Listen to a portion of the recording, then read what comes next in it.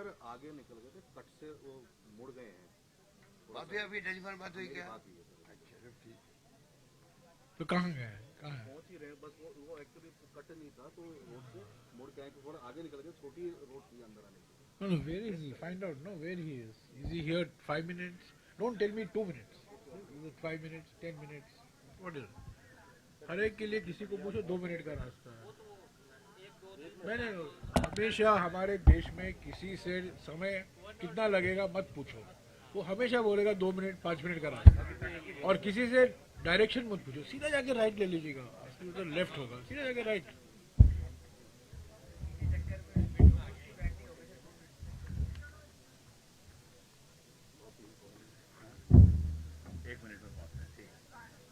क्या हो गया? बात हुई है 1 मिनट में पहुंच। ठीक, कोई बात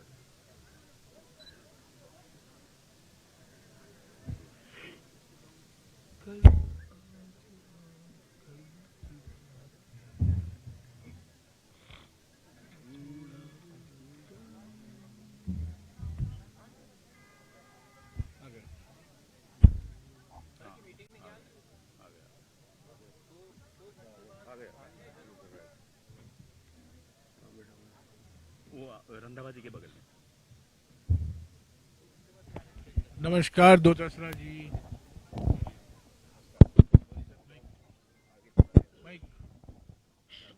हेलो, हाँ नमस्कार दोतासरा जी।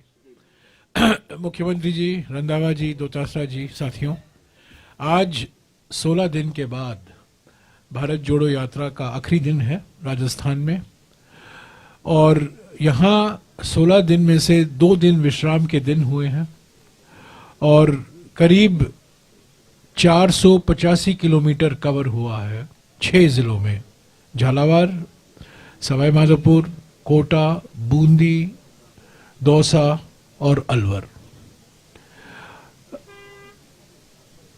मुख्यमंत्री भारत जोड़ो यात्रा का सारांश देंगे, इसकी क्या उपलब्धियां हुई हैं कांग्रेस पार्टी को, संगठन को, सरकार को, उसके बारे में आपसे बातचीत करेंगे। आज शाम को हम राजस्थान में ही हैं, आज रात का कैंप साइट राजस्थान में ही है, और कल सुबह हम हरियाणा में शुरू करेंगे। और जैसा कि मैंने आपको पहले भी कहा है, 24 रात को हम दिल्ली पहुंचेंगे, 9 दिन का विश्राम होगा। और ये विश्राम ये हो रहा है, 9 दिन लग रहा है। पहले हम सोच रहे थे कि 4-5 दिन ही लगेंगे, पर करीब 70 कंटेनर हैं जिसका मेंटेनेंस होना है, और हम पंजाब, हरियाणा, जम्मू और कश्मीर जा रहे हैं, तो थोड़ा वहाँ हीटिंग का भी बंदोबस्त करना पड़ेगा कंटेनर के अंदर, तो उसमें कुछ मेंटेनेंस का काम है, टाइम लगेगा। और दूसरी बात यह है कि हमारे कई भारत यात्री 4 महीने से परिवार के पास नहीं गए हैं। केरला में, कर्नाटक में, आंध्रा में वो जाना चाहते हैं। एक लड़की मणिपुर जाना चाहती है, एक हमारे साथी असम जाना चाहते हैं, तो दूर दूर इलाके से आए हैं, तो 2 दिन समय लगेगा दिल्ली आने जाने के लिए। तो हमने सोचा कि 5 दिन नहीं, हम 9 दिन ही करें। तो ये इसमें कोई आप राजनीतिक मीनिंग मत देखिएगा, हालांकि आप देखेंगे और सवाल उठाते रहेंगे, फलाना कहाँ रहेंगे, ये कहाँ रहेंगे, वो कहाँ करेंगे। मैं उस पर कोई टिप्पणी नहीं करने वाला हूँ, क्योंकि आप देखेंगे जो आप चला रहे हैं न्यूज़, वो सब गलत निकलेगा। मैं यही कहूँगा कि आप जो भी खबर निकालोगे कि इन 9 दिन में कहाँ हैं ये लोग, आपको कोई शक नहीं होनी चाहिए, सब लोग दिल्ली में ही रहेंगे या अपने परिवार के साथ अलग अलग राज्यों में रहेंगे। तो 3 तारीख को हम वापस शुरू करेंगे उत्तर प्रदेश, उसके बाद हरियाणा फेज़ 2, हरियाणा फेज़ 2 के बाद पंजाब, और पंजाब के बाद जम्मू और कश्मीर। कल हरियाणा में हमारा इंटरैक्शन होगा। कल जय जवान दिवस हम मनाएंगे हरियाणा में, पूर्व सैनिक के साथ ज़्यादातर इंटरैक्शन होगा। और 23 तारीख को जय किसान दिवस मनाए जाएंगे, ज़्यादातर किसान के साथ, किसान और किसान संगठनों के साथ मुलाकात होगी राहुल जी से, और उनके साथ भी चलेंगे। तो मैं भारत जोड़ो यात्रा की ओर से मुख्यमंत्री को, पीसीसी अध्यक्ष को, हमारे एआईसीसी प्रभारी को धन्यवाद देना चाहता हूं। उन्होंने इतना अच्छा से प्रबंध किया और जो चुनौती कमलनाथ जी ने दी थी 16 दिन पहले, मैं समझता हूं राजस्थान पूरी तरीके से सफल हुआ है, उस चुनौती को स्वीकारा है। और अगर मुझे कुछ कहना है, 10 में से 10 राजस्थान को मोबिलाइजेशन में, सड़क की गुणवत्ता में हम चल सकते हैं, कोई खतरा नहीं था। और जो रहने का बंदोबस्त भी किया गया है, कैंप 1, कैंप 2, वो सब 10 में से 10। मैं एक ही बात का जो मुझे दुख है कि कई पत्रकार राहुल जी से के साथ चलना चाहते थे और मैंने भी वादा किया कि मैं कुछ कोशिश करूंगा, पर वो हो नहीं पाया। तो अगर आप हरियाणा में आना चाहते हैं तो मैं हरियाणा में कोशिश करूंगा। दिल्ली में श्रीनगर तक चलिए, श्रीनगर में कोशिश करूंगा। पर आप यकीन मानिए मेरे प्रयास छूटे नहीं। मैंने पूरा प्रयास किया, पर मेरी बहुत सी मजबूरियां हैं। और आज देखिए कई इंटरैक्शन को हमने कैंसिल करना पड़ा, क्योंकि आज हमारे संगठन से ज़्यादा लोग जो संगठन से जुड़े हुए हैं उनको मौका नहीं मिला था वो राहुल जी के साथ चले। तो मैं यही कहना चाहता हूँ, आप लोग सब 16 दिन से हमारे साथ चले हैं। हम हर दिन प्रेस कॉन्फ्रेंस करते थे और मैं आपको भी धन्यवाद देता हूँ कि आपसे बहुत सहयोग मिला, कवरेज मिला। हालांकि राहुल जी बार बार मीडिया को टोकते रहते हैं, पर मैं कहना चाहता हूँ, और मैंने उनसे भी कहा है कि आप अंग्रेजी अखबार छोड़िए, दिल्ली के अंग्रेजी अखबार छोड़िए, जो रीजनल मीडिया है हमें पूरा कवरेज दे रहा है। और ये मध्य प्रदेश में था, ये महाराष्ट्र में देखने को मिला और राजस्थान में हमें अच्छा से कवरेज आप ही के बदौलत हमें मिला है। मैं आपको धन्यवाद देता था। मैं अभी मुख्यमंत्री से गुजारिश करूंगा कि ओवरऑल समरी दें भारत जोड़ो यात्रा का, क्या असर हुआ है सरकार पर, संगठन पर, और अगले कदम जो सफलता हासिल हुई है भारत जोड़ो यात्रा के संदर्भ में, वो अगले कदम क्या लिया जाएगा। यहाँ हमारे लोकल एमएलए भी यहाँ मौजूद हैं, मैं उनका भी स्वागत करता हूँ। मुख्यमंत्री जी। अभी जयराम रमेश जी ने आपको जो भी टिप्पणी की है और जो आपने वादा किया नहीं निभा पाए, उसके लिए सॉरी फील भी किया है। और ये भी कहा है कि आपने कवरेज रीजनल प्रेस में अच्छे दिए हैं, उसके लिए मैं आपका विशेष शुक्रगुजार मैं भी हूँ। क्योंकि पता नहीं क्यों आपने खुद ने कहा अंग्रेजी न्यूज़पेपर कवरेज नहीं दे रहे, ये भी एक आश्चर्य की बात है और दुखद बात है। क्योंकि सामरिक सरोकार तो उनका भी होना चाहिए। ज़्यादातर सामरिक सरोकार के लिए महंगाई, बेरोजगारी और नॉन वायलेंस का माहौल देश के अंदर हो, तनाव नहीं हो, रक्षा हो संविधान की और लोकतंत्र की। यात्रा का ज़्यादा सवाल है, मैं समझता हूँ राहुल गांधी जी की यात्रा जो है भारत जोड़ो यात्रा, जोड़ो जोड़ो भारत जोड़ो, नफरत छोड़ो, इसने एनडीए गवर्नमेंट को हिला के रख दिया है, हिला के रख दिया है। प्रधानमंत्री जी, मोदी जी, अमित शाह जी घबरा गए हैं। बीजेपी के नड्डा साहब और बीजेपी वाले विचलित हो गए हैं, चिंतित हो गए हैं। इसलिए मीडिया पे दबाव है उनका कवरेज नहीं देने का, मेरा आरोप है ये। और मीडिया दबाव आ रहा है दिल्ली के अंदर। कोई कारण नहीं है कि इतनी लंबी यात्रा आज़ादी के बाद में सबसे टफ यात्रा है और एक उद्देश्य को लेके की गई। कल मैंने मीटिंग में कहा था 3 मकसद। नंबर 1 महंगाई, क्या सामरिक सरोकार नहीं उसका। नंबर 2 बेरोजगारी, सामरिक सरोकार है। और नंबर 3 तो सामरिक सरोकार भी है, मानवता भी है, राष्ट्रवाद भी है, सब कुछ है। तीनों मोर्चे पे लेके राहुल गांधी का कारवां चल पड़ा है, रुकने वाला नहीं है। उन्होंने खुद ने कहा डरो मत, ये भी एक मैसेज पूरे देश के अंदर है। तो मेरा मानना है कि इस प्रकार से यात्रा बहुत कामयाब होके चल रही है, लोग जुड़ते जा रहे हैं। आप देखते होंगे कि 3-3 घंटे, उनको मालूम है कि 3:30 बजे यात्रा शुरू होगी, तभी वो 12 बजे आके अगर खड़े हैं 500, 700, 1000, 2000 तो खड़े ही हैं 3 घंटे के लिए, इंतजार कर रहे हैं। आगे पीछे आप सब नोट करते होंगे बैठे हुए। ये क्या इंगित करता है? जो वो भारत जोड़ो के नारे लगा रहे हैं, नफरत छोड़ो के नारे लगा रहे हैं, जिस उत्साह से लगा रहे हैं, उसमें एक मैसेज आता है कि ये चाहते कि ये जनता क्या चाहती है, तो जुड़ती जा रही, जुड़ती जा रही, जुड़ती जा रही। ये तो हालात आप देख रहे हो। और जहाँ तक जब रमेश जी पहले भी कह चुके हैं, इसका कोई वोटों की राजनीति से सीधा संबंध नहीं है। तो मैं कहना चाहूँगा कि सीधा संबंध नहीं होता राजनीति में। जो हम एक्टिविटी करते हैं, कोई धरना देते हैं, प्रदर्शन करते हैं, यात्रा निकालना बहुत बड़ी बात है, उसका ही मैसेज होता है। आप धरना क्यों देते हैं? पब्लिक की जो इश्यू होते हैं उनको रिप्रेजेंट करते हो। पब्लिक तो आगे बैठ नहीं सकती धरने में, सब हजारों लाखों लोग बैठ नहीं सकते। आप 100-200 लोग बैठते हैं, प्रभात फेरी भी निकालते हैं, तो एक पब्लिक क्या चाहती है घरों में बैठी हुई, उनकी भावनाओं को, उनकी मांगों को रिप्रेजेंट करते हैं सरकार को मैसेज देने के लिए। ये डेमोक्रेसी है। उसमें राहुल गांधी जी पूरी तरह कामयाब हुए हैं।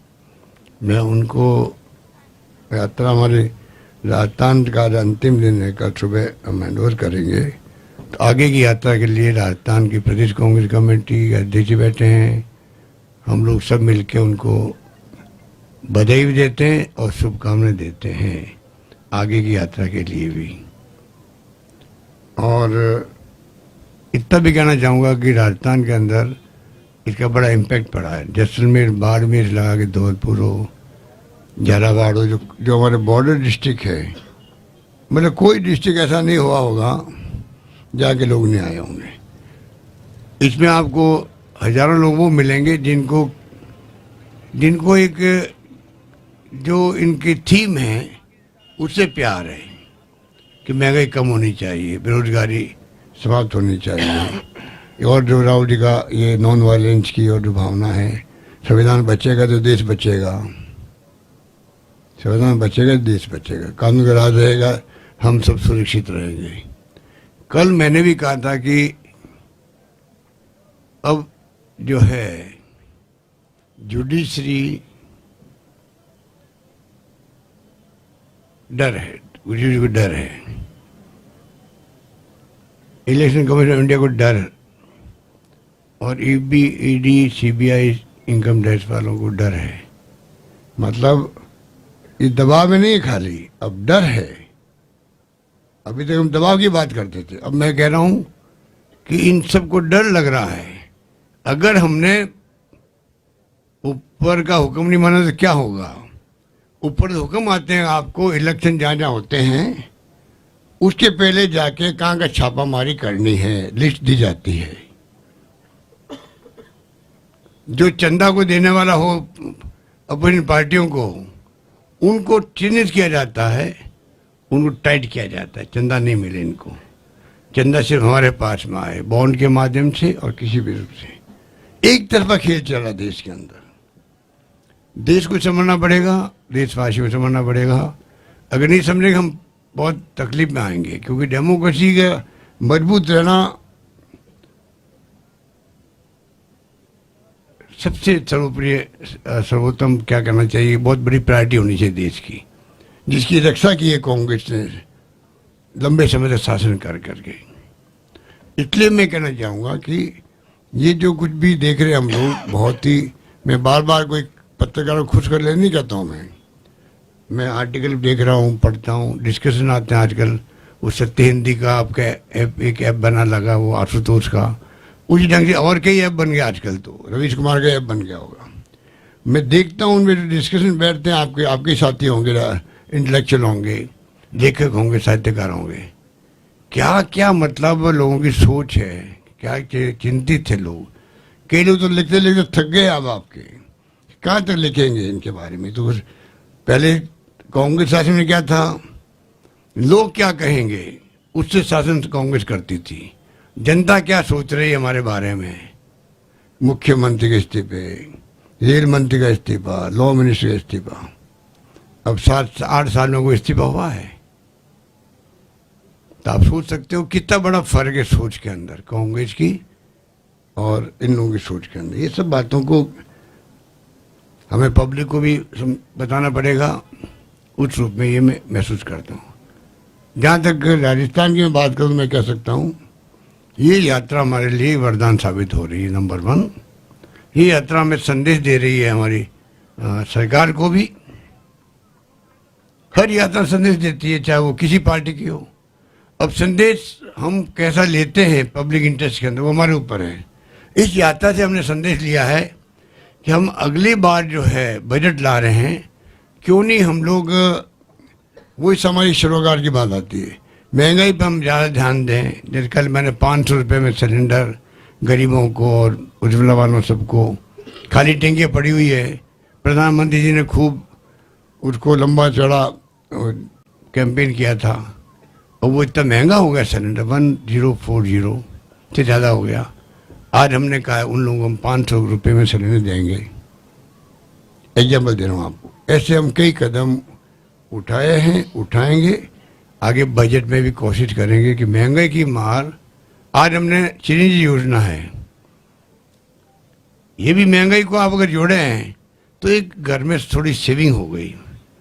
जो दवाइयों में, ऑपरेशन में पैसा खर्च होता है, ये एग्जाम्पल दे रहा हूँ आपको, तो ये भी एक सेविंग। मतलब जो सोशल सिक्योरिटी स्कीम हमारी है, उड़ान भी क्यों नहीं हो, सब में अगर सरकार इन्वेस्ट कर रही है तो आप सोच सकते हो कि इससे महंगाई की मार थोड़ी कम पड़ती है। इस रूप में हमारी जो भी योजना है, मैं समझता हूँ कि वो योजना तमाम, आप खुद महसूस कर रहे हैं कि सोशल सिक्योरिटी को हमने जो रखा है थीम में, वो हमारा आगे भी चलता रहेगा।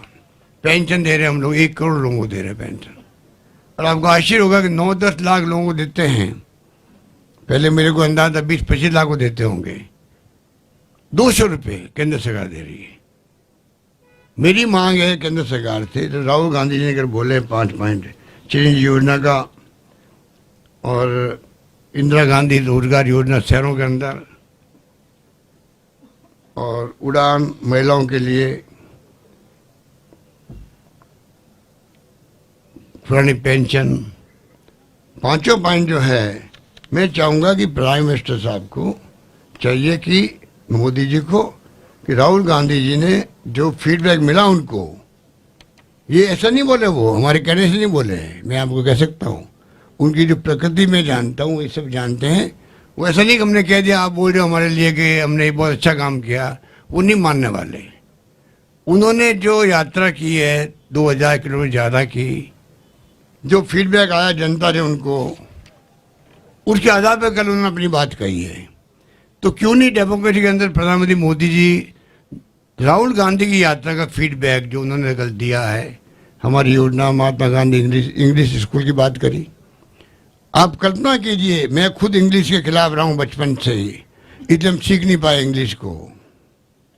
ये इस तरह जयराम ने अंग्रेजी सीखा ना, वो छोड़िए, मैं मेरी बात कर रहा हूँ कि मैं इंग्लिश के खिलाफ था, क्योंकि उस वक्त में दक्षिण में हिंदी के खिलाफ आंदोलन होते थे और नॉर्थ के अंदर इंग्लिश के खिलाफ आंदोलन होते थे। हम उसके भागीदार हैं।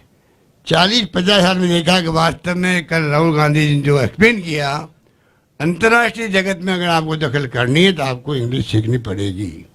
वो काम हमारे जब शिक्षा मंत्री थे दुतासा जी, तब कर दिया हम लोगों ने। आज 1600 स्कूल खुली है, कल राहुल गांधी ने कह दिया है इन स्कूलों में कमी नहीं आनी चाहिए। तो आप देखोगे एक जाल बिछा देंगे हम लोग, जहाँ मांग होगी। आज भी लॉटरी खोलनी पड़ रही है बच्चों के एडमिशन के लिए। बच्चे बोलने लगे इंग्लिश। परसों जब प्रदर्शनी में गए राहुल गांधी जी, तो कई बच्चों ने इंग्लिश में बात करने की कोशिश करी। तो आप 5-10 साल के बाद में हमारे बच्चे इतने होशियार हो जाएंगे, वो कम्पीट करने की स्थिति में आ जाएंगे इस दुनिया के अंदर, जो इंग्लिश की दुनिया भी है। तो मैं कहना चाहूँगा आपको कि तमाम जो इंग्लिश स्कूल की बात, उड़ान की बात कई महिलाओं के लिए कर उन्होंने, संकोच में लोग बोलते नहीं है, टाइम चला गया। घूंघट में महिला बोलती नहीं है, इन्फेक्शन बार बार होते हैं, दवाई लो, कितना बात बन जाती, बच्चे पैदा नहीं होते हैं, कैंसर हो जाता है। डॉक्टर कहते हैं, मैंने डॉक्टर को पूछा क्या क्या संभावना है, आप बताइए। आज हम चाहते हैं कि सरकार ने दिया है, कल वो सक्षम खुद हो, 12 नैपकिन पर मंथ देंगे हम लोग। इस पर आपके आर्टिकल आने चाहिए आप लोगों के पब्लिक इंटरेस्ट के अंदर। ये हो गया शहरी रोजगार योजना, करीब 4 लाख लोगों ने अभी रजिस्ट्रेशन करवाया है। पर मैंने कल रात को ही कलेक्टर से बात करी है, लोकल भी इतने खुश हैं कि छोटे बड़े काम जो हैं वो तमाम काम इनके जो रोजगार के माध्यम से हमारे होने लग गए हैं। ओपीएस मुझे मालूम प्रधानमंत्री जी इसको स्वीकार नहीं कर रहे हैं। नीति आयोग एन.के. सिंह साहब हमारे चेयरमैन फाइनेंस कमीशन, शायद डॉक्टर पनगड़े बोले मेरे ख्याल से, अंदाज है मेरा, कई लोगों ने इसको एक प्रकार से इसको नहीं मान रहे, नहीं होना चाहिए। मेरा मानना है कि जब देश की आज़ादी के बाद से, जब से पेंशन लागू हुई है, अभी तक देश ने प्रगति भी करी है और पेंशन भी दी है सबको। लगता है कि 1.5 लाख पेंशन मिल रही है इसको, डीए के साथ बढ़ रही पेंशन। ये नहीं सोचते कि 1.5 लाख की कीमत क्या रह गई आज, 1 लाख की कीमत क्या रह गई है, रुपये की अवमूल्यन हो रहा है। तो ये जो है सोच जो है कि ये संभव नहीं है या ये मतलब उचित नहीं है, मैं मानता हूँ ये उचित है। और इसको ह्यूमन राइट कमीशन CNAG, जिसके मिस्टर राजीव महर्षि हमारे राजस्थान के कैडर के हैं, मुझे दुख होता है कि जो राजस्थान कैडर का ऑफिसर CNAG था तब तो उन्होंने ऑब्जेक्शन किए थे कि ना नियम बने ना कायदे बने ना कुछ नहीं हुआ। 15 साल के बाद में आलोचना करी। अब वो आर्टिकल लिख रहे हैं मेरे ख्याल से इसके खिलाफ में, दबाव में वो भी होंगे। हर वो व्यक्ति दबाव में है जो सरकार की से असहमति व्यक्त करता है या आलोचना करता है। जुडिशल कमीशन वो कह रहे हम नहीं लागू करेंगे इसको। आर्मी कह रही है कि क्या तरीका है, आर्मी को दे दिया ओपीएस लागू, आज भी है।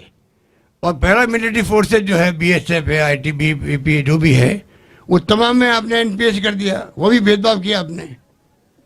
आप किस दिशा में देश को ले जाना चाहते हैं? अग्निवीर लेके आ गए हो। ये अग्निवीर बला क्या है? 4 साल की सर्विस, 18 साल में प्रवेश करो, 22 साल में निकल जाओ आप। 22 साल बाद में बच्चा करेगा क्या? आजकल तो बच्चे शादी 25, 26, 27, 28 पे करते हैं। ये मजाक नहीं है क्या? बोल नहीं रहे क्योंकि कह दिया कि जो बोलेगा मुकदमा दायर हो जाएगा, उसको नौकरी कोई नहीं मिलेगी। उसके बाद में आंदोलन शांत हो गया देश के अंदर, पर दिलों के अंदर आज भी आक्रोश भी है, आग लगी हुई है। भविष्य अनिश्चित है, तो सब भी वो लॉटरी की तरह जाएंगे अग्निवीर में, अग्निपथ में, क्योंकि 25% लोगों को नौकरी मिलेगी। वो 25% वाला दाव लगाएंगे लॉटरी की तरह। हो सकता है 25% में नंबर आ जाए मेरा, बोल नहीं रहे। पर ये खुद को सोचने की बात है भारत सरकार को। तो ये जब ओपीएस हो गया, चिरंजीवी योजना हमारी बहुत शानदार है, बार बार हम क्या कहें आपको। देश भर में राइट टू हेल्थ कानून बनना चाहिए, भारत सरकार का कानून बनना चाहिए। देश के अंदर लोकसभा में कानून बनना चाहिए, जैसे सोनिया गांधी जी ने और डॉक्टर मनमोहन सिंह जी ने कानून बनवाए, RTI, RTE, Mahatma Gandhi NREGA, food security act बनवाया। उसी ढंग का कानून बने इसका आपका चिरंजीवी राइट टू हेल्थ। हम ला रहे बिल यहाँ पर पेश कर दिया गया राजस्थान असेंबली के अंदर। ये कानून बने, सबको हेल्थ का अधिकार मिले कम से कम। इतना महंगा इलाज होता है, घर बिक जाते हैं, गहने रखो, गिरवी रखो, पता नहीं क्या क्या होता है परिवार के अंदर। 500-1000 तो मामूली छोटा मोटा बुखार में खर्च हो जाते हैं आदमी की। तो ये हमने आज जो सिक्योरिटी दी है, राजस्थान के लोग बहुत खुश है इससे। जहाँ हम गाँव में गए, मैं भी गया हूँ, 15 दिन घूम रहा हूँ साथ में, जहाँ पूछो गाँव में सब लोग इससे खुश है। ये बातें जो मैंने कहा, 5 योजना हमारी जो है, ये जो राहुल गांधी जी का जिक्र किया, इसको हम आधा बनाएंगे आगे बजट के अंदर भी, और आगे भी हम आधा बनाएंगे पब्लिक को एजुकेट करने के लिए भी, पब्लिक को राहत मिले सुनिश्चित करेंगे। ये योजना हमारी पूरी तरह कामयाब हो। योजना बनाना एक बात है, कामयाब होना दूसरी बात है। सुनिश्चित करेंगे कि योजनाओं में कोई कमी नहीं रहे। नहीं बनती है, कुछ कमी रहती है, धीरे धीरे उनको दूर कर लेंगे। तो ये बातें तो मैं कहूँ इतना काम है मेरे ख्याल से काफ़ी हो गया। नहीं वो मेरे तो 2 घंटे वो तो कम है। इनको भी तो खाना वाना खाना होगा। मेरे का तो खत्म करो। कल राहुल जी ने बात की बात की GIG की। वो एक नया कंसेप्ट है, बहुत बड़ी बात उन्होंने कह दी कल कि जो ऐसे लोग नए आप देखते हो 8-10-15 सालों के अंदर ये अमेजोन, फ्लिपकार्ट, ओला, उबर, स्विगी, जोमेटो, ये का जो सेक्टर डेवलप हुआ इसमें लोग तकलीफ में हैं। वो लोग शोषण करते हैं, इनका निकाल देते हैं नौकरी से। कई लोगों ने खुद ही टैक्सी खरीद के लगाई। एक व्यक्ति मेरा सरदार जी थे, राहुल जी का इंटरेक्शन हुआ, उसने कहा था मैंने 3 टैक्सियाँ खरीदी, मैं बर्बाद हो गया हूँ, इसलिए मैं इस काम में कूद पड़ा हूँ कि मैं क्यों नहीं इन लोगों की मदद करूँ कि जो ये गिग वर्कर्स हैं। पूरा एक्सप्लेन किया, मेरी 3 टैक्सी बिक गई, मैं कर्जदार हो गया, तो मेरे पीड़ा जो मैंने सही है वो मैं चाहता हूँ कोई नहीं सहे। तो राहुल जी ने जो कल फीडबैक के आधार पर बात की आपसे, इस पर भी हम चाहेंगे कि कोई बजट के अंदर हम ऐसा प्रोविजन करें जिससे कि इन गिग वर्कर्स का भी भला हो देश के अंदर। ये हमारी सोच रहेगी। ये बात हो गई आपके सामने। बाकी तो अभी देख रहे हैं कि भाई तक मुझे कहना है कि सरकार की जो मंशा है कि जो हमने योजना लागू करी है उसको हम लोग पूरी लागू करेंगे, उसको बनाएंगे हम। एक बात हमारे विपक्षी लोग बार बार बोलते हैं कि अब कर्जा माफ नहीं किया। राहुल गांधी जी ने पिछले चुनाव वादा किया था। मैं उनको कहना चाहूँ झूठ बोलना छोड़ो। झूठ बोलना पाप है, पुरानी कहावत है। सत्य ही ईश्वर है, ईश्वर ही सत्य है। God is truth, truth is God, Gandhi ji ने कहा था। ये मैं आपको कुछ उदाहरण दूँ जो आपको मालूम पड़ेगा। ये नानक राम जाट है, गांव धानिकिया जयपुर का है। ये 14,42,000 कर्जा माफ हुआ है सेंट्रल कोऑपरेटिव बैंक का। एक राम सिंह गुजर है दोसा का, उसका 5,20,000 रुपये कर्जा माफ हुआ। एक राम खिलाड़ी मीणा है राजगढ़ का, अलवर का, इसी जिले का, उसका 3 लाख रुपये कर्जा माफ हुआ है। और एक देवीलाल है राजनगर का, गंगानगर का, उसका PLDB प्राथमिक सहकारी भूमि विकास बैंक होती है जहाँ जमीन रहन कर रखनी पड़ती है। तो हमने उनका 18,38,000 रुपये कर्जा माफ किया, तो उसकी रहन रखी हुई जमीन छूट गई। ये तो कुछ एग्जाम्पल मैंने दिया आपको। उसके बाद में इनको शर्म भी नहीं आती है। एक झूठ को 100 बार बोलो तो सच का एहसास होता है, उस थोड़ी पे चल रहे हैं। मैंने पता नहीं आपको कहा या किसी को कहा कि वो जो गोविल्स था, गोविल्स, ये पता नहीं कि मामा का भाई लगता था क्या लगता था, उसी ढंग के ही लोग बिहेव कर रहे हैं, गोबर की तरह बिहेव कर रहे हैं। पता नहीं उनके क्या भाई लगता था, भतीजा लगता था, समझ नहीं आती। अंग्रेजी में आप लोगों ने सीख लेता हूँ। तो आप बताइए, कुछ कुछ रिश्तेदारी है इनकी। बीजेपी गोबर से रिश्तेदारी मैं आपको दावे के साथ कह सकता हूँ। दोनों की सोच एक सी है, मतलब हर चीज़ में झूठ बोलते हैं, हर चीज़ में झूठ बोलते हैं। कब तक झूठ बोल के राज करेंगे ये टाइम बताएगा। इसलिए मैं तो समझता हूँ कि हमने बहुत कदम उठाए। मेरे पास बहुत लंबी लिस्ट है, मैं बताना नहीं चाहता आपको कि किस किस प्रकार से हमने महंगाई को कम करने के लिए हमने जो कदम उठाए हैं, उसका हर हमारी सोशल सिक्योरिटी स्कीम है। कोरोना के अंदर मैंने 35 लाख लोगों को ढूंढा, घरों से, रेलवे स्टेशन सोने वालों से, डेस्टिट्यूट को 5,500 रुपये, 1,000 करके एक बार 1,500 रुपये दिए, 5,500 दिए उस एक साल में। तो कम से कम जिंदगी में भूखा नहीं सोए। आज सुप्रीम कोर्ट कह रहा है कि भूखा नहीं सोना चाहिए। माँ जो हमने वर्ड काम लिया था, कोई भूखा नहीं सोए राजस्थान में, वही वर्ड काम लिया है सुप्रीम कोर्ट ने, कोई भूखा नहीं सोए। भारत सरकार को आदेश दिया है। आप सोच लीजिए क्यों नहीं भारत सरकार, वही जो मैं फिर आता हूँ बात पे, कि क्यों नहीं वो कानून बनाती है पार्लियामेंट के अंदर, कोई भूखा नहीं सोना चाहिए। और वो तब होगा तब विदेशों के अंदर जो वीकली पैसा मिलता है, हर परिवार को पैसा मिलता है। मेरे ख्याल से मुझे ज़्यादा जानते होंगे, जयराम रमेश जानते होंगे, सरदार साहब जानते होंगे, दुनिया में लोग रहते हैं वीकली पैसा मतलब दो, एक मंथली दो भाई। पर आदमी जो है, मजदूर भी का, एक बिल्डिंग बनती है बहुत शानदार, सेंट्रल विस्टा बन रहा है, तो खाली मशीनों से काम नहीं चलता, वहाँ मजदूर भी काम करता है। मजदूर जब 60+ हो जाता है, सही साथ नहीं देता उसका, उसके बाद में मुझे बता दीजिए वो क्या करें।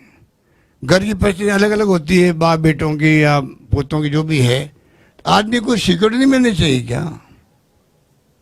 उसको कहते हैं सोशल सिक्योरिटी। हर परिवार को जो नीडी है उसको सोशल सिक्योरिटी मिले, वो कानून पार्लियामेंट लाना चाहिए। ये सब राहुल गांधी की भावना है। तो मैं चाहूँगा कि आपसे मेरी अच्छी बात हुई है और हम चाहेंगे कि ये यात्रा में आपने भागीदारी निभाई, आपने भी इतिहास बनाया है। आपका भागीदार, कल मेरे मित्र आए 3-4 पत्रकार जयपुर से, साहब इस यात्रा में हम आना चाहते हैं क्योंकि ये ऐतिहासिक यात्रा है, हम भी इसके भागीदार बने। ये भावना कई लोगों में रही है देश के अंदर, और मैं समझता हूँ कि ये यात्रा में आप भी चले हो, हम भी चले हैं। ये भी भागीदारी आपकी हमेशा आपको याद रहेगी। धन्यवाद। एक मिनट मैं एक दो और मुद्दे के बारे में कुछ कहना चाहता हूं। भारत जोड़ो यात्रा के बाद केंद्र सरकार की नीति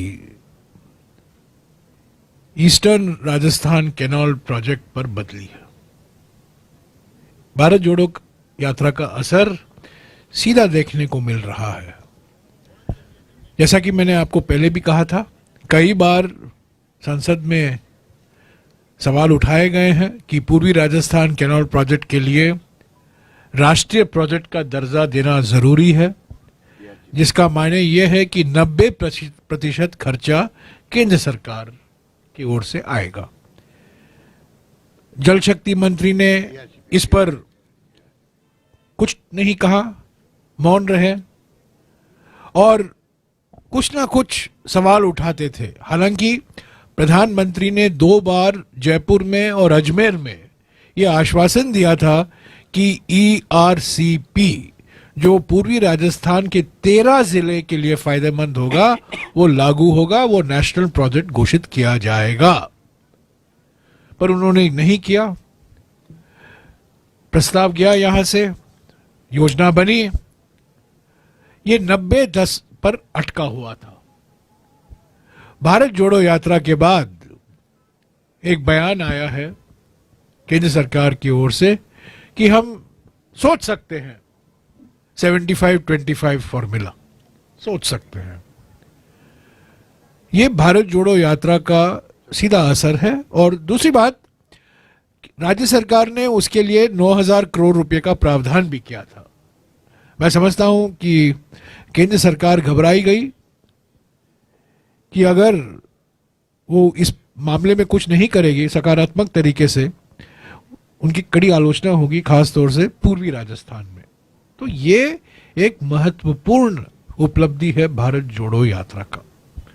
दूसरी बात जो मैं कहना चाहता हूं गिग इकोनॉमी के बारे में, जो अभी अभी अशोक जी ने जिक्र किया, जो ऐप के आधार पर ट्रांसपोर्ट वर्कर होते हैं, अमेजॉन के लिए, जोमेटो के लिए, ऊबर के लिए। एक जमाने में अगर आप ओला कहते थे तो शीशराम ओला याद करते थे, आज जब ही ओला कहेंगे तो ऐप बेस्ड ओला भी है। तो ये सब नए इकोनॉमी के प्रतीक हैं। यहां 60% से भी ऊपर युवा दलित, आदिवासी, ओबीसी, अल्पसंख्यक वर्ग से आते हैं, कमजोर समाज के कमजोर वर्ग से आते हैं, ग्रामीण इलाके से आते हैं, सेमी अर्बन एरिया से आते हैं। और जो बातचीत हुई मुख्यमंत्री और राहुल जी के बीच में, और राहुल जी का इंटरैक्शन भी हुआ कुछ नागरिक संस्थाओं से, उसका एक नतीजा निकला कि राजस्थान पहला राज्य होगा हिंदुस्तान में जो ऐप बेस्ड ट्रांसपोर्ट वर्कर के लिए सोशल सिक्योरिटी स्कीम की योजना बनाएगी, और इसकी घोषणा मुख्यमंत्री करेंगे। ये दूसरी उपलब्धि है, बहुत महत्वपूर्ण है। और खास तौर से ग्रामीण इलाके से जो आते हैं, जो सेमी अर्बन एरिया से आते हैं, कमजोर वर्ग के युवा, उनके लिए ये बहुत फायदेमंद होगा। तीसरी बात जो राहुल जी ने भी कहा और मुख्यमंत्री ने भी बार बार कहा है, 2 या 3 योजनाएं हैं राजस्थान में जो सिर्फ राजस्थान में है, और हम चाहते हैं कि वो राष्ट्रीय स्तर पर भी लागू हों। मिसाल के तौर से स्वास्थ्य बीमा योजना चिरंजीवी जिसको कहा गया है राजस्थान में, वो किसी और राज्य में नहीं है। गुजरात मॉडल की बात होती है, पर यह है एक मिसाल है राजस्थान मॉडल का। शहरी रोजगार गारंटी योजना सिर्फ राजस्थान में लागू है, वो भी हम चाहते हैं कि सारे देश में लागू हो, वो भी राजस्थान मॉडल है। और अभी अभी मुख्यमंत्री ने जिक्र किया, राजस्थान पहला राज्य होगा जहां जैसे राइट टू इंफॉर्मेशन है, जैसे कि वन अधिकार अधिनियम 2006 है, ऐसे ही स्वास्थ्य के लिए राइट टू हेल्थ कानून बनाया जाएगा। और राजस्थान पहला राज्य होगा जहां कानून के आधार पर नागरिकों को एक हक मिलेगा, स्वास्थ्य की सुविधा उनको सिर्फ एक वादा नहीं रहेगा, पर वो कानूनी प्रावधान किए जाएंगे, ताकि अगर वो पूरा नहीं हो वो न्यायालय की दरवाजा खटखटा सकते हैं, जैसे कि नरेगा कानून है, आरटीआई कानून है। तो राइट टू हेल्थ एक्ट, वो भी राजस्थान मॉडल का एक और मिसाल है। तो कई उपलब्धियां हैं भारत जोड़ो यात्रा से, और राहुल जी ने करीब 8-10 अलग अलग दोपहर को इंटरैक्शन किए, 70 संस्थाओं से वो मिले, बैठकर मिले, 30, 35, 40 मिनट उनके साथ मिले। दलित संस्था, आदिवासी संस्था, महिलाओं संस्था, अलग अलग संस्थाएं से मिले। मुख्यमंत्री थे, पीसीसी अध्यक्ष भी मौजूद थे, हमारे प्रभारी भी मौजूद थे। कई सुझाव आए, प्रशंसा तो हुई राज्य सरकार की, पर कई सुझाव भी आए, और मैं उम्मीद करता हूं कि अगले कुछ दिनों में, हफ्तों में ये नतीजे आपको दिखाई देंगे। अंत में मैं यही कहूंगा कि एक और बड़ी उपलब्धि हुई है भारत जोड़ो यात्रा की, जो सुझाव कल राहुल जी ने दिया अलवर में, कि हर महीने मंत्री यात्रा में निकलेंगे, हर जिले में, मुख्यमंत्री से लेकर सभी मंत्री सभी जिलों में यात्रा निकलेंगे। और मैं ये समझता हूं कि हमारे प्रधानमंत्री जो पीएम है, मैंने कहा था आपको पहले दिन, पीएम प्राइम मिनिस्टर नहीं होता है, PM packaging and marketing. Modi साहब ने पीएम की परिभाषा बदल दी है। ऐसे ही मैं समझता हूं हमारे अशोक जी को सीएम की परिभाषा बदलने का वक्त आ गया है। सीएम माने कम्युनिकेशन मिनिस्टर, चीफ मिनिस्टर नहीं। हमारे में प्रचार हम छूट जाते हैं। हमारी उपलब्धियां बहुत हैं, हमारी योजनाएं बहुत उम्दा हैं, बहुत फायदेमंद हैं, लोग प्रशंसा करते हैं, पर संगठन की ओर से, सरकार की ओर से हम इतना प्रचार नहीं करते जितना कि हमारे विरोधी करते हैं। वो काम कम करते हैं, प्रचार ज्यादा। हम काम ज्यादा करते हैं और प्रचार कम। और अगले एक साल में आ गया है प्रचार का समय, और मैं उम्मीद करता हूं कि हमारे मुख्यमंत्री, हमारा संगठन, पीसीसी अध्यक्ष, सभी लोग प्रचार में लगेंगे। हम ये प्रचार उपलब्धियों के आधार पर कर रहे हैं, कोई झूठे मोटे वादे के आधार पर नहीं कर रहे हैं। चिरंजीवी योजना के बारे में राहुल जी ने खुद देखा, किडनी ट्रांसप्लांट, एक नौजवान और एक लड़का जो लाभार्थी थे चिरंजीवी योजना के। तो अचीवमेंट के आधार पर प्रचार करना और झूठे वादे या झूठ के आधार पर प्रचार करना दो अलग चीज होते हैं। और भारत जोड़ो यात्रा ने, मैं समझता हूं, हमारे सरकार को, हमारे संगठन को और मजबूत बनाया है, ताकि अगले कुछ महीने में हमारी सरकार की उपलब्धियों को हम सही ढंग से प्रचार करें, जनता के बीच पहुंचाएं और लोगों को बताएं कि हमने जो वादा किया था 2018 में, हमने पूरा किया है। शुक्रिया। अभी आपके सवाल नहीं। मुख्यमंत्री जी से सवाल में है जो राजस्थान पत्रिका, आपने कहा कि ये यात्रा राहुल जी की राजस्थान के लिए वरदान रही, निसंदेह भीड़ भी उमड़ रही है, सब देख भी रहे हैं। तो और दूसरी तरफ आपने ये कहा कि बहुत ज्यादा राजनीतिक उद्देश्य नहीं है, पॉलिटिकल, तो ये वरदान मतदान में बदलना चाहिए, बदलेगा। जहाँ जहाँ से यात्रा गुजरी है, कर्नाटका वहाँ चुनाव है, तेलंगाना में चुनाव है, इसके तो जवाब जयराम रमेश जी देंगे, लेकिन राजस्थान में ये वरदान मतदान में बदलेगा या खाली ये वरदान चला जाएगा? नहीं, मैंने आपको साथ में भी कहा था, धरना प्रदर्शन भी होता है, उसका भी राजनीतिक एक मैसेज होता है, पब्लिक की भावनाओं को रिप्रेजेंट करने का। यात्रा भी उस सेंस में वरदान साबित हो गया हमारे लिए कि जो प्रदेशवासियों ने क्या राहुल गांधी जी को फीडबैक दिया वो हमारे काम आएगा, तो वरदान हो गया हमारे लिए एक फीडबैक पूरे राजस्थान के लोगों का इंडिपेंडेंट।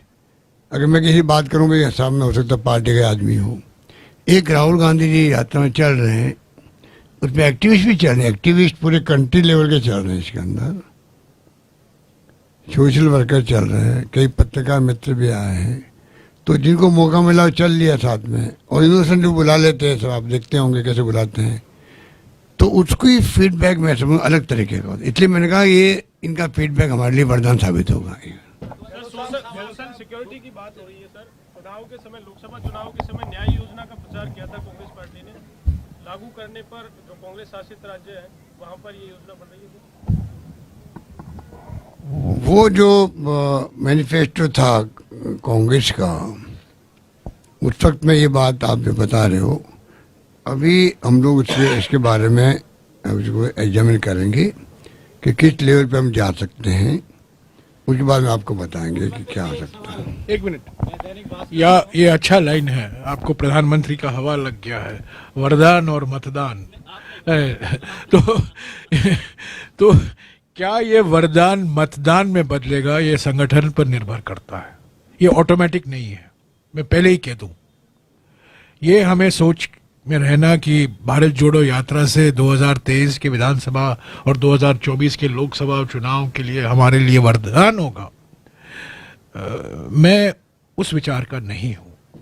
बहुत से कठिनाइयां आगे, बहुत से चुनौतियां हैं पार्टी के सामने, पर भारत जोड़ो यात्रा ने एक दरवाजा खोला है, एक मौका दिया है हमें, और जैसा कि मुख्यमंत्री ने कहा, एक वरदान की तरह किया। उसको मतदान में बदलना संगठन पर निर्भर करता है, कार्यकर्ताओं पर निर्भर करता है, एकता, अनुशासन, एकजुटता सबकी जरूरत है, तो ऑटोमेटिक नहीं है, हम पर निर्भर करता है। हम ये नहीं कह सकते कि भारत जोड़ो यात्रा से 2023 और जो 8 राज्यों में चुनाव होने वाले हैं और 2024 में जो लोकसभा के चुनाव आने में अचानक हमारी स्थिति मजबूत हो गई है। मैं उस विचार का नहीं हूं, और राहुल जी भी कहते हैं बार बार, ये मतदान अलग है और ये जो मुख्यमंत्री का शब्द है वरदान, वो अलग है।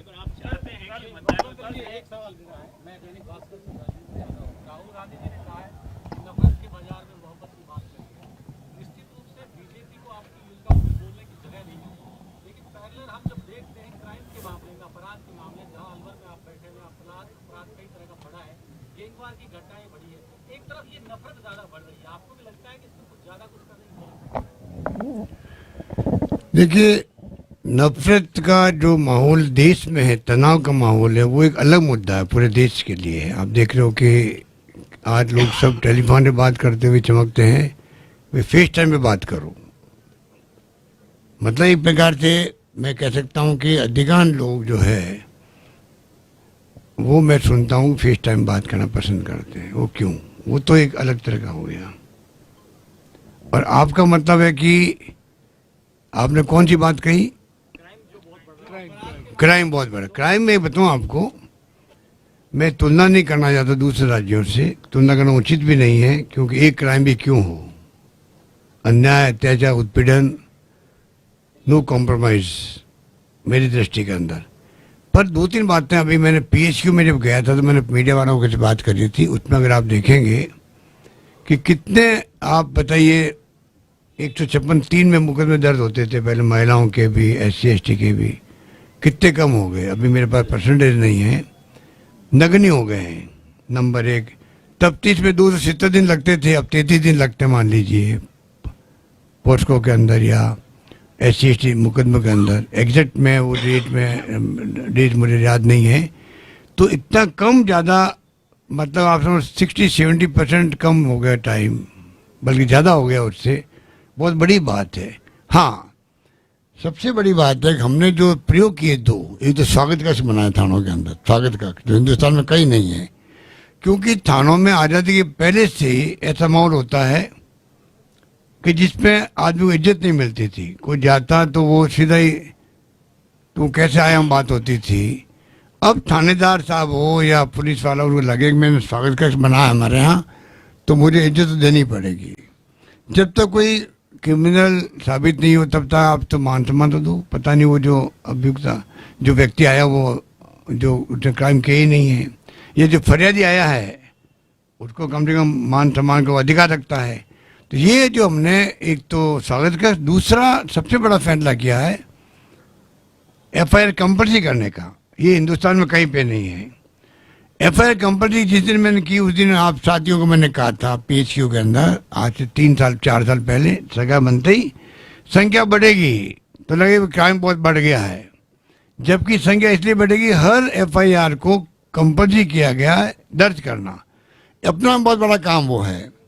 और उनमें NCR की बुक में पढ़ेंगे आप तो उसमें भी लिखा हुआ, पहला पेज में ब्लॉक लिखा हुआ कि हर राज्य में अलग अलग स्थिति होती है। उसको आप कंपेयर मत कीजिए, हमारा जो फिगर है उसको मत मानिए भाई ये सब कुछ है। हर राज्य की स्थिति अलग अलग तरह की होती है, उस ढंग से क्राइम के आंकड़े आते हैं। तो यहाँ क्राइम कोई बड़ा नहीं है, क्राइम कंट्रोल हुआ है और मीडिया भी उसको आराम से दे पाता है, क्योंकि FIR दर्ज हो रही है। पहले तो FIR दर्ज ही नहीं होती थी तो मीडिया को मालूम ही नहीं पड़ता था, बाद में मालूम पड़ता तो वो पुराने न्यूज़ छापते थे। बहुत बड़ा क्रांतिकारी कदम हमने उठाए, उसको आपको अप्रिशिएट करना चाहिए। और अगर ऐसा नहीं करें अप्रिशिएट, उसका आप अध्ययन कर लीजिए, उसके बाद में आप मुझसे बात करो, मुझे खुशी होगी कि मैं खुद बात करने चाहूँगा उसके बारे में। हाड़ागाजी गैंग रेप की घटना के बाद में आपने हर जिले में एक SP ऑफिस में एक सेल खोली थी कि FIR दर्ज कराने के लिए। अलवर में सबसे पहले खोली गई थी और सभी जिलों में खोली गई थी, लेकिन आज अलवर की स्थिति को बात करेंगे। हाड़ागाजी गैंग रेप की घटना के बाद वो सेल खुली थी, लेकिन अलवर में SP ऑफिस में मुकदमे दर्ज नहीं हो रहे उस सेल में पिछले 2-3 सालों से। SP ऑफिस जरूरत क्या आपको? वो तो थाने का मना करेगा, अगर थानेदार बात सुनिए तो उसके खिलाफ एक्शन भी होगा। जिस थानेदार ने मना कर दिया FIR दर्ज करने से, बहुत बड़ा फैसला ये है देश के लिए, वहाँ SP ऑफिस में दर्ज होगी। पहले हुई थी 5-7-10 जगह, एक्शन हुआ थानेदार के यहाँ। अब मैं समझता हूँ लगभग कहीं पे भी थानेदार मना नहीं कर सकता, कहीं कहीं करते हैं, एक्शन होता है उसके खिलाफ। दूसरा जो आपने कहा, राहुल गांधी जी भी आए थे उस घटना के बाद में यहाँ पर, तब हमने DOSP रैंक के ऑफिसर लगाए थे महिलाओं के लिए। बाद में हमने उसको और अपग्रेड कर दिया, एडिशनल SP कर दिया। महिलाओं पे अत्याचार के लिए कंट्रोल करने के लिए जिले के अंदर एडिशनल SP रैंक का अलग से प्रकोष्ठ बना हुआ है। कोई कमी नहीं रख रहे हम लोग। फिर भी घटना आप देखते हो, रेप की है, झूठी भी है, सच्ची भी है, सब तरह की होती है।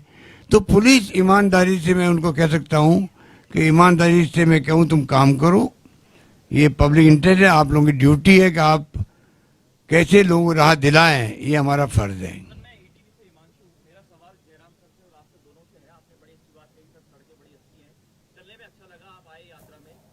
जनता के जहन में एक सवाल है कि जो आपकी सारी योजनाएं नो डाउट अच्छी है, सरकार बेहतर काम कर रही है, पब्लिक इससे सोच रही है, लेकिन जो ये रातों रात काम हुए भारत जोड़ो यात्रा के दौरान, जो सड़कें रातों रात चमकी, लोगों का ये मन में है कि ऐसा काम अगर 4 साल होता तो लोगों को और अच्छा फायदा होता, लोगों को सुविधाएं मिलती। क्योंकि अलवर की बात करें तो सड़कें बहुत गड्ढे वाली थी, दिक्कत थी, तो कहीं ना कहीं ये जो चीजें हुई वो। आज सुबह मैंने आपके ऑफिसरों से डिस्कस किए थे यहाँ पे, सभी काम, सड़कों का भी, अन्य काम भी, उनका भी मानना था कि सड़कें हमारे राजस्थान में ज़्यादा बेहतर है। आज national highway, state highways, mega highways, district major roads, village road भी। पर फिर भी क्या है, इतनी बढ़ती भारी बरसात इस बार राजस्थान के अंदर हुई, आपको मालूम ही है कि सड़कें पूरी तरह पूरे प्रदेश के अंदर उधड़ गई थी। फिर भी मैं आपको कह सकता हूँ दावे के साथ में, आज भी सड़कें जो है यहाँ की बेहतर है, काम शानदार चल रहा है।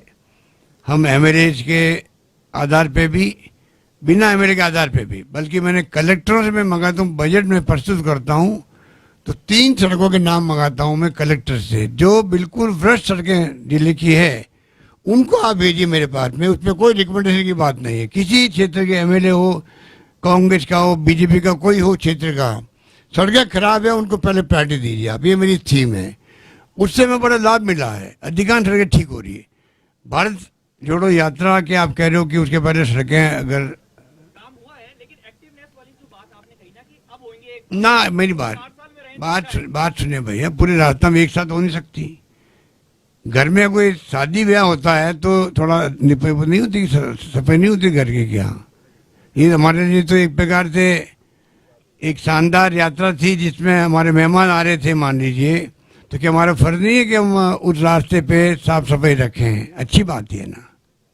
नहीं, बट एक बात मैं कह दूं 485 किलोमीटर को मेंटेन करना 2 दिन में काम नहीं हो सकता या 3 दिन में नहीं हो सकता। हम चले हैं, मैं चला हूं, मध्य प्रदेश में चला हूं रोज 24 किलोमीटर, मैं राजस्थान में चला हूं रोज 23-24 किलोमीटर।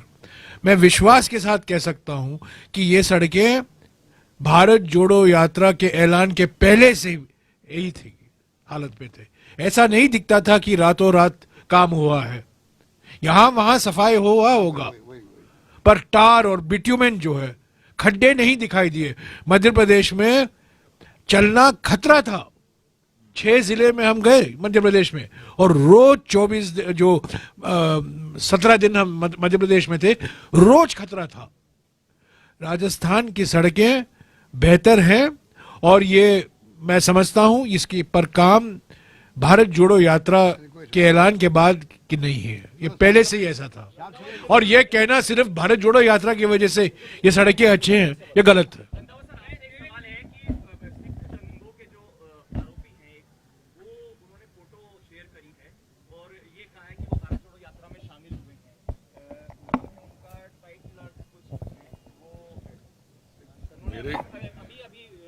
देखिए, पंजाब में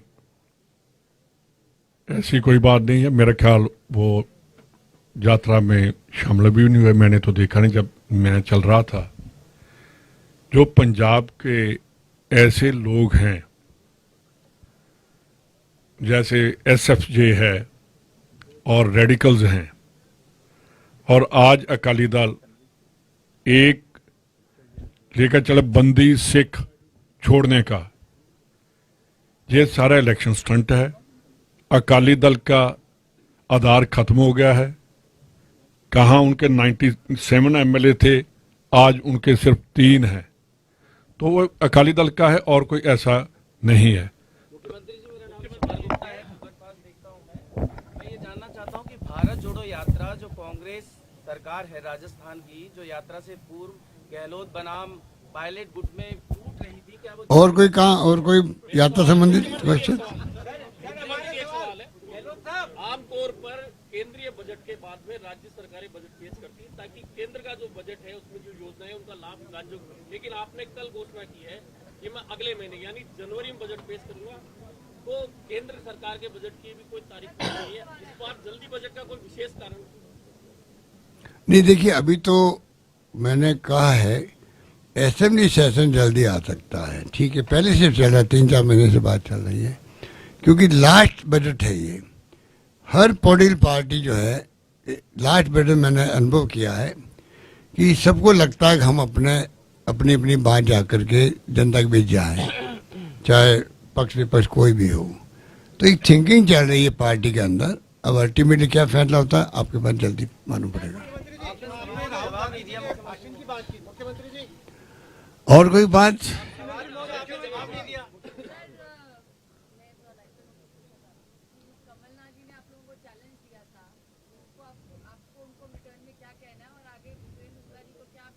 ये तो काम करते हो, लड़ाने का काम ही करते हो आप लोग।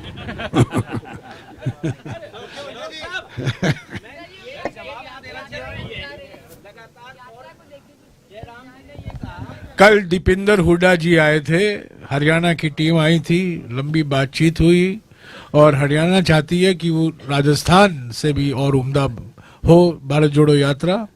पर मैं समझता हूँ राजस्थान का मुकाबला करना बहुत मुश्किल है।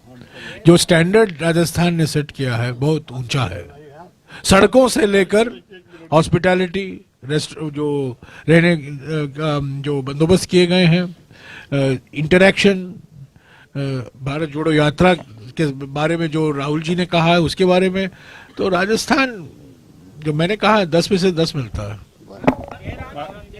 देखिए, आपने कहा कि चैलेंज, मैं प्रभारी राजस्थान का हूं, तो हम पंजाब वाले एक्सेप्ट करते हैं, इसे बड़ा करेंगे और पंजाबी प्रौणाचारी में और खातिरदारी में हमेशा ही आगे रहते हैं। तो उस टाइम पूरी फॉग भी होगी पंजाब में, 10 दिन के लिए, 15 दिन, 20 दिन के लिए बिल्कुल सूरज भी नहीं दिखाई देता, और हम तो इस मौसम में भी मेरे ख्याल जब मैं आपको इनवाइट भी करूंगा, आप देखेंगे कि पंजाब में माहौल कैसा है। अभी जो आपने बात की है उन बातों का जवाब वहां मिलेगा। एक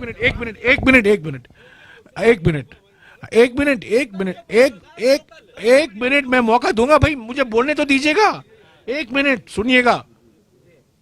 हमारे बीच में पीसीसी अध्यक्ष भी हैं, संगठन का बहुत बड़ा योगदान है इस भारत जोड़ो यात्रा को सफल बनाने में। मैं दोतासरा जी से गुजारिश करूंगा वो कुछ बोले। माननीय जयराम रमेश साहब, माननीय मुख्यमंत्री अशोक गहलोत जी, माननीय रंधावा साहब हमारे प्रभारी, हमारे एमएलए साहब पवन खेड़ा जी और साफिया जी, हमारे चौधरी जी, डबल चौधरी जी और कपिल यादव जी, तमाम मीडिया के बंधु, मेरे ऊपर 2 जिम्मेदारियां आज मैं महसूस कर रहा हूं कि एक तो ये यात्रा जो ऐतिहासिक बनाई, लोगों ने दिल से प्यार दिया, सहयोग किया, उसके लिए प्रदेश के लोगों का, मीडिया के बंधुओं का, तमाम नेताओं का, तमाम कार्यकर्ताओं का धन्यवाद का मेरे को हक बनता है। इसलिए मैं सबका धन्यवाद देना चाहूंगा। और जो लोग यात्रा में कन्याकुमारी से चल रहे हैं उनको मैं विशेष रूप से धन्यवाद देना चाहूंगा, क्योंकि इतनी लंबी यात्रा दूरी तय करके जो व्यक्ति आता है उसको सब चीजें यथास्थान नहीं मिल पाती हैं, तो कोई असुविधा हुई उसके लिए मैं क्षमा प्रार्थी भी हूं। और जो प्यार लोगों का राहुल जी के लिए देखा, और राहुल जी जिस लगन के साथ, जिस खुशी के साथ लोगों की बातें सुन रहे थे, उनके दुख दर्द को सुन करके आत्मसात करके ये कह रहे थे कि मैं जो मदद होने वाली होगी वो मैं मदद करूंगा। मैं समझता हूं ये एक ऐसा नजारा था जो भावुक करने वाला था। कई जगह, एक जगह ऐसी भी आई जहां एक बच्ची रो रही थी और राहुल जी ने कैमरे से उसको और अपने आप को हटा लिया। उसके कोई पिता की पता नहीं हत्या हो गई थी या इस तरीके का वाकया भी आया था। तो मैं समझता हूं कि हमारे सबके लिए एक उत्सव भी था, पार्टी को और ज्यादा मजबूत और सशक्त करने का मार्गदर्शन भी था, और कार्यकर्ताओं के उत्साह को देखते हुए, और अभी जयराम रमेश साहब ने कहा कि संगठन का काम है सरकार रिपीट करना, तो सरकार ने अच्छा काम 4 साल में किया और आगे भी उसी विजन के साथ में अच्छा काम, अच्छी योजनाएं आएंगी। हम प्रदेश कांग्रेस कमेटी के तमाम पीसीसी और एआईसीसी के मेंबर्स का अभी 10-15 दिन के अंदर अंदर ही हम एक अधिवेशन बुलाएंगे, और जो राहुल जी के पास में जो बातें आई हैं, जो एप्लीकेशन आई हैं, जो फरियादें आई हैं, जो उन्होंने हमें दिशा निर्देश दिए हैं या उन्होंने दिखवाने के लिए कहा है कि क्या हो सकता है या किन लोगों की क्या क्या समस्याएं थी और क्या दुख दर्द था, या क्या वो अच्छा महसूस कर रहे थे, किन योजना के बारे में अच्छा महसूस कर रहे थे, उनको और कैसे सशक्त बनाए, और कौन सी चीज अधूरी रह गई जो लोगों ने राहुल जी के सामने व्यक्त की हैं, उनको भी हम समाहित करेंगे। और संगठन की तरफ से हम लोग सुझाव देंगे सरकार को कि वो उस बजट में उन चीजों को जो राहुल जी के सामने इस 17 दिन में आई हैं उनको समाहित करे, और इनके इसके अलावा भी जो भी कार्यकर्ताओं की भावना होगी उसको भी हम लोग इसमें समाहित करेंगे। संगठन की तरफ से मैं आश्वस्त कर सकता हूं कि हम सब लोग मिलकर के एक बंद मुट्ठी के रूप में सब एक माला में जैसे मोती पिरोते हैं वैसे पिरो करके माला बना करके, और जनता की सेवा 4 साल भी की है और 12 महीने करेंगे। उनकी जो भी कोई कमी खामियां रह गई हैं, जो उनकी कोई आशा अपेक्षाएं रही हैं, उनको भी हम लोग पूरा करेंगे। और विशेष रूप से हमें जो राहुल जी की यात्रा के दौरान जिस प्रकार का फीडबैक मिला है वो हमारे 12 महीने के सुशासन में और कारगर साबित होगा। हमारे बजट में उसको परिलक्षित किया जाएगा। और कल जब महंगाई की बार बार बात आ रही थी तो मुख्यमंत्री जी ने 580 या 600 रुपए तो सिलेंडर की अभी से घोषणा कर दी कि 1 अप्रैल से हमारी सरकार उन लोगों को देगी जिन्होंने मोदी सरकार ने उज्ज्वला नाम दे करके उनके सिलेंडरों को खाली अटान के ऊपर टंकवा दिया, भरवा नहीं सके। उसकी व्यवस्था हमारी सरकार करेगी। आप समझ सकते हैं कि 1-2 फैसलों के आधार पे आप समझ सकते हैं मानगी कि आने वाला बजट हमारी सरकार का कैसा होगा। और सत्ता और संगठन हम सब मिलकर के काम करेंगे और जनवरी 26 या 27 जो भी हम तय करेंगे बताएंगे। हर मंत्री, विधायक, कार्यकर्ता, संगठन के लोगों को 15 किलोमीटर चलना 1 महीने में एक बार अनिवार्य होगा। अगर किसी को संगठन में काम करना है, पद लेना है, किसी को एमएलए बनना है, किसी को मिनिस्टर रहना है, तो उनको सबको 15 किलोमीटर महीने में एक दिन गांव में लोगों के बीच में चलना ही पड़ेगा। ये भी हम सुनिश्चित करेंगे।